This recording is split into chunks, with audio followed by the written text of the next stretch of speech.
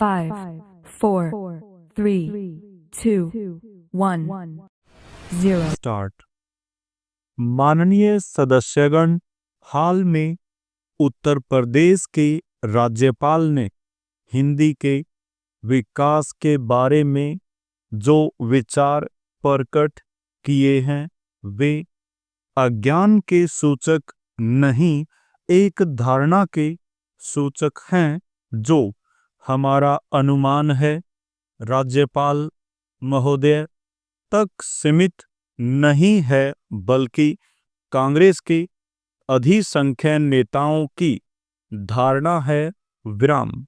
बहुत से इसे स्पष्ट शब्दों में प्रकट नहीं करते, तो इसलिए नहीं कि वे पूर्वाग्रह से मुक्त हैं, बल्कि इसलिए कि इससे राष्ट्रभाषा संबंधी एक व्यापक पाखंड की सुविधाजनक ओट उन्हें मिल जाती है। विराम।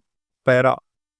राज्यपाल महोदय ने इस बात पर बहुत जोर दिया कि हिंदी का विकास अखिल भारतीय दृष्टि से ही होना चाहिए।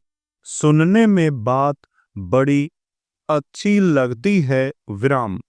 यह बात और भी अच्छी है कि इस भाषा का विकास अखिल मानव जाति के कल्याण की दृष्टि से ही होना चाहिए। विराम। लेकिन जो लोग इस ढंग की बातें करते हैं वे न भाषा विकास के नियम समझते हैं, न किसी भाषा के विकास में कोई योग देते हैं। विराम। इस तरह के लोगों की कृपा केवल हिंदी पर होती है, क्योंकि हिंदी को संभाव्य राष्ट्रभाषा का नाम देकर इस विचार के सब लोग उस पर मनमानी लाद देना चाहते हैं और इसके स्वाभाविक विकास में रोड़ा अटकाते हैं। विराम। पैरा। हम अखिल भारतीय दृष्टि से विरोधी नहीं हैं। विराम। बल्कि हमने सदा प्रादेशिक, सांप्रदायिक या किसी तरह की भी संकुचित मनोवृत्ति के विरुद्ध राष्ट्रीय दृष्टि और चिंतन का समर्थन किया है। विराम।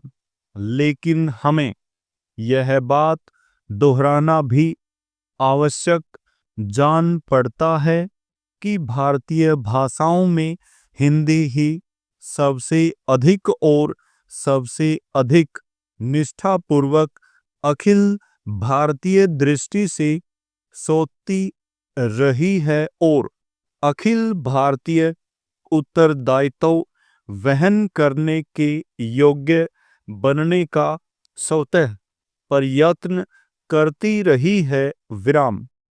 इसलिए कि यह मध्य प्रदेश की भाषा की सहज स्वाभाविक प्रवृत्ति और ऐतिहासिक नियति है। विराम।